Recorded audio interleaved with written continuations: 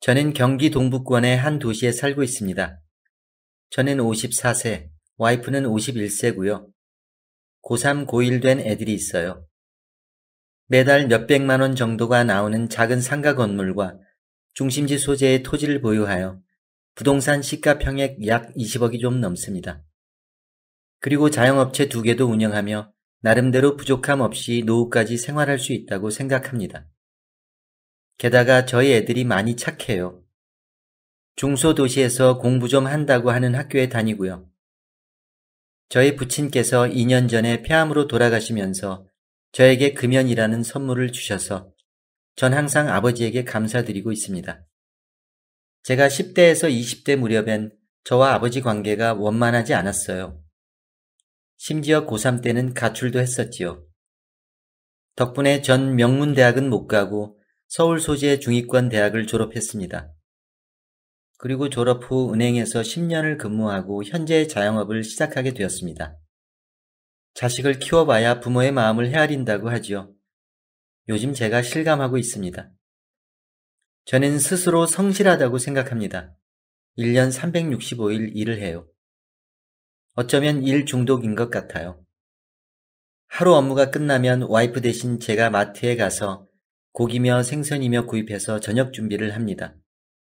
와이프는 김치 등의 채소류를 선호하여 소박하게 집 반찬 준비해서 애들 주는 경우가 대부분이어서 제가 시장 보는 걸 챙겨요.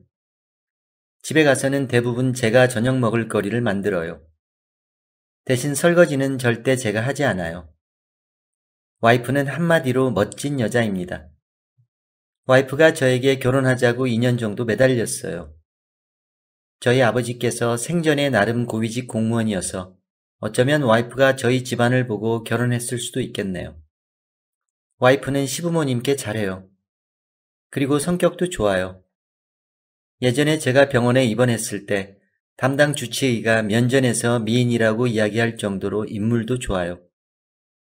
또 나이가 들어도 몸매가 여전합니다. 문제는 2017년 봄 무렵 아내가 주민센터에 기타반 수강을 하면서 시작되었습니다. 아내가 기타 배우는 게 어렵다고 그만하겠다고 할 때마다 저와 애들은 용기 내서 계속 하라고 했지요.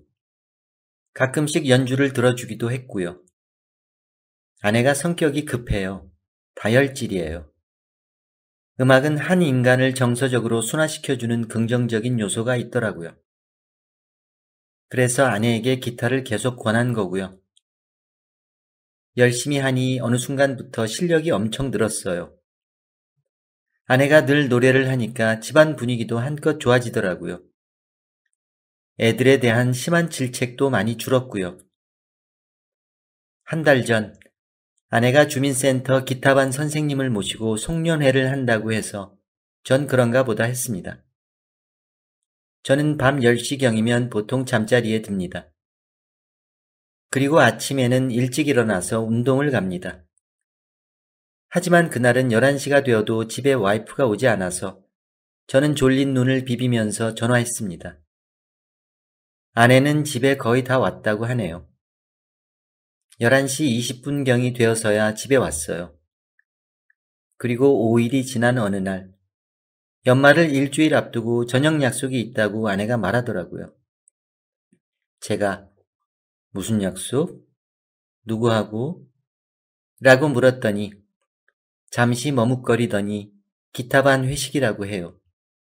그래서 제가 지난주 송년회 했잖아 하고 반문했더니 지난번은 전체 송년회였고 이번은 초급반 모임 송년회라고 이야기를 하더라고요. 저는 더 이상은 아무런 말도 하지 않았습니다. 자꾸 꼬치꼬치 물어보는 것도 남자로서 너무 쪼잔할 듯해서 그냥 넘어갔습니다. 다음날 제 업무가 조금 바빠서 아내랑 만나지는 못했죠. 아내가 송년회를 한다는 그날 오후에 저는 모친을 모시고 도시의 제일 큰 병원을 가게 되었습니다. 공교롭게도 그날 병원에 갈 때 제가 와이프의 자동차를 썼어요. 참고로 저희 모친께서 인근 아파트에서 혼자 사세요. 저는 저녁에 일찍 들어와 제육볶음을 해서 애들과 저녁을 먹었습니다. 그리고 밤 10시 40분쯤에 와이프에게 전화를 했더니 신호는 가는데 지금은 전화를 받을 수 없습니다. 란 음성만 뜨는 겁니다. 전 다시 전화를 했죠. 그런데 이번엔 전원이 꺼져 있어요. 그 순간 머리가 멍해지더라고요. 무슨 일이 있나? 저는 급히 옷을 입고 나가서 택시를 잡으려고 한참을 기다렸는데 갑자기 와이프한테서 전화가 왔어요. 어디냐고 제가 물었죠. 그랬더니 자기는 지금 집에 있대요. 제가 또 물었죠. 당신 지금까지 누구하고 뭐하고 있다가 지금에서야 집에 왔냐고. 그리고 왜 전화는 받지 않냐고 말이죠. 그러자 와이프가 대뜸 큰 소리로 자기를 못 믿냐고 하면서 자기랑 같이 있던 사람들 지금 다 불러준다고 하는 겁니다. 전 부르라고 했어요. 잠시 후 다시 전화가 오더니 저더러 집에 와서 이야기하자고 하네요. 집에 가서 제가 뭐하고 다녔냐고 소리쳤습니다. 와이프는 자기는 잘못한 게 없고 그 사람들 지금 오라고 하겠다고 오히려 큰 소리를 치더라고요. 하지만 같이 있었다고 하는 사람들, 그날 한 사람도 오지 않았습니다. 저는 그날 한숨도 못 잤습니다. 와이프도 못 잤겠지요. 속상하고 우울한 마음에 전 다음날 아침 일찍 대전 현충원에 계시는 아버지에게 갔습니다. 남자와 여자가 한 가정을 만들고 원만히 가정을 만들어가는 과정이 참 힘이 들더라고요. 그날 오후 4시경 저는 대전에서 집으로 올라오면서 역시 남자가 참아야 된다고 마음 먹었죠. 그런데 와이프가 송년회 갔던 날에 운행한 차량이 저희 자동차라는 생각이 휴게소에서 갑자기 떠올랐습니다. 전 혹시나 해서 블랙박스 동영상을 확인했습니다. 앞불사. 그날 와이프의 행적들을 정리해보자면 다음과 같습니다. 17시 59분 닭갈비 식당 앞에 하차. 20시 05분 닭갈비에 소주 식사한 일행 5명이 와이프 차량에 승차함.